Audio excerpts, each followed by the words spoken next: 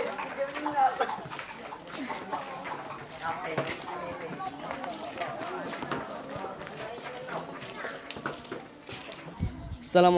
warahmatullahi wabarakatuh. Apa kabar teman-teman sekalian dan ayah bunda yang dimuliakan Allah Subhanahu wa taala? Semoga dalam lindungan Allah Subhanahu wa taala. Baiklah, ketemu lagi di La Roiba TV. Dan pada hari ini saya sedang berada di Pondok Pesantren Tahfiz dan Dakwah La Roiba, khusus yatim dan duafa, Kabupaten Muara Enim.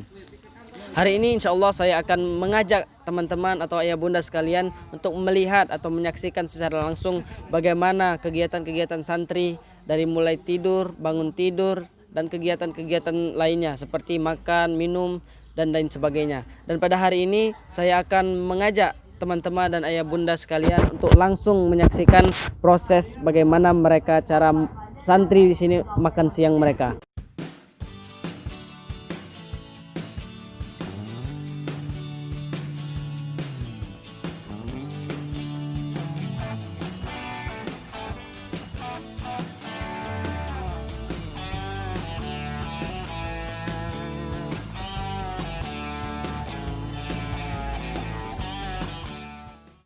Baiklah, saya sudah berada di dapur Pondok Pesantren La Roiba. Saat ini saya akan segera menanya-nanya tentang bagaimana cara mereka makan, adab-adab mereka terhadap makanan itu sendiri.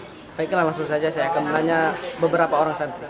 Oke, mereka ini dari tempat yang berbeda-beda atau alamat-alamat mereka bukan asli dari Muara Enim itu sendiri, akan tetapi banyak, ada yang dari Patawang, ada yang dari Kikim, ada yang dari Prabu Mule, ya kan?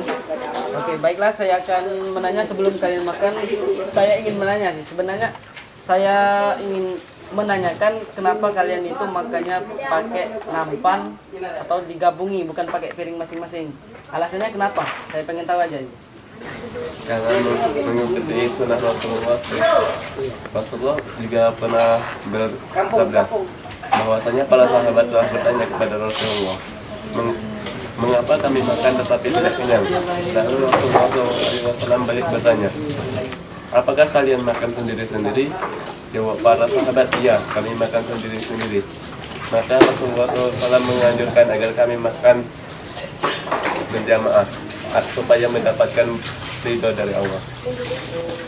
Oh, jadi itu teman-teman dan ayah bunda yang dimuliakan Allah Subhanahu wa taala, alasan mereka kenapa makannya digabung satu nampan itu bisa jadi 5 orang atau 4 orang, ya kan? Jadi alasan mereka itu karena ini anjuran Rasulullah Shallallahu alaihi wasallam. Dan tadi hadis riwayat Abu Daud. Ya, benar kan? Ya, hadis riwayat Abu Daud. Masya Allah, di sini santri-santrinya alhamdulillah mereka menerapkan bagaimana adab-adab terhadap makanan, bagaimana tata cara makan. Itu bukan dengan sendiri-sendiri, akan tetapi mereka berjamaah agar menyambung tali silaturahmi itu sendiri. Baiklah, saya akan kembali bertanya kepada santri-santri tentang adab-adab makan itu sendiri. Ada yang bisa menjelaskan tentang adab-adab makan? Pegang. Adab-adab makan. Yang pertama yaitu mencuci tangan sampai bersih. Yang kedua yaitu membaca bismillah dan berdoa makan sebelum makan dan sesudah makan. Yang ketiga, makan harus dengan posisi duduk. Yang keempat yaitu mengunyah tanpa suara. Yang kelima yaitu makan menggunakan tangan kanan. Dan masih banyak lagi mungkin ya? Dan masih banyak lagi. Oh ya. Mantap. Di antaranya mungkin tidak meninggalkan tempat makan sebelum benar-benar bersih ya. Itu setelah akhirnya mungkin ya. Ya. Terus saya akan kembali bertanya tentang setelah makan. Ini biasanya setelah makan kebiasaan orang kan kalau di tempat-tempat umum atau di hajatan-hajatan misalnya, kalau selesai makan mereka itu langsung pergi meninggalkan jejak gitu kan, karena perut mereka sudah terisi. Tapi kalau di santren ini sendiri saya pengen nanya nih, kalau selesai makan itu nampaknya ini gimana, dicuci sendiri atau memang ada tugas-tugas tersendiri gitu? Setiap hari sih ada yang tugas untuk membersihkan nampan, menyapu dan mengepel dapur sih. Oh, sudah istilahnya dibuat jadwal piket ya? Iya. Dibuat jadwal piket per hari ternyata. Ini teman-teman dan ayah bunda yang dimuliakan Allah Subhanahu wa taala. Mereka di sini memang dituntut untuk disiplin untuk mandiri. Mereka mengerjakan sendiri dari menyiapkan makan sampai membersihkan setelah makan. Mereka sudah ada yang terjadwal piketnya. Itu bisa berapa orang sih satu kali piket dalam satu hari itu? Bisa sampai berapa orang? Sampai 10 orang. Oh, ternyata sampai 10 orang ayah bunda dan teman-teman sekalian.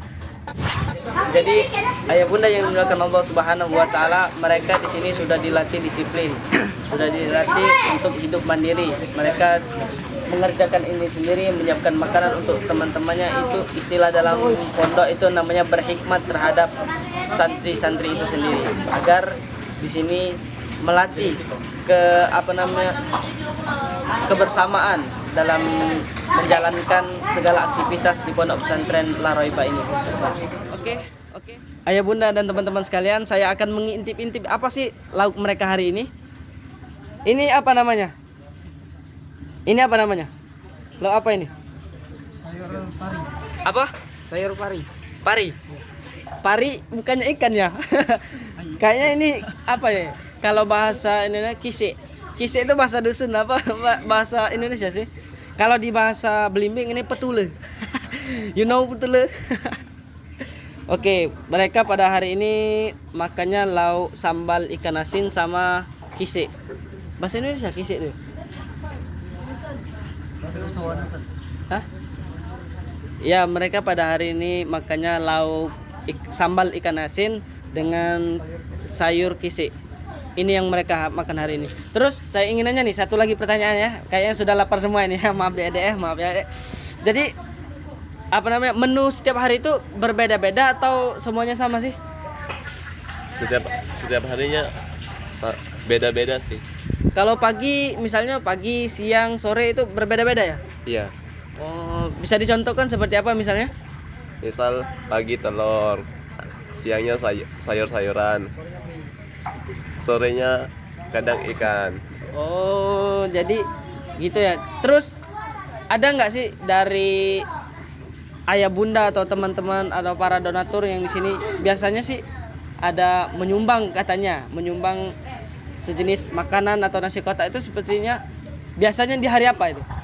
Biasanya sih setiap Senin dan Kamis sih. Oh, kenapa mereka selalu mengantar nasi kotak di hari Senin dan Kamis itu?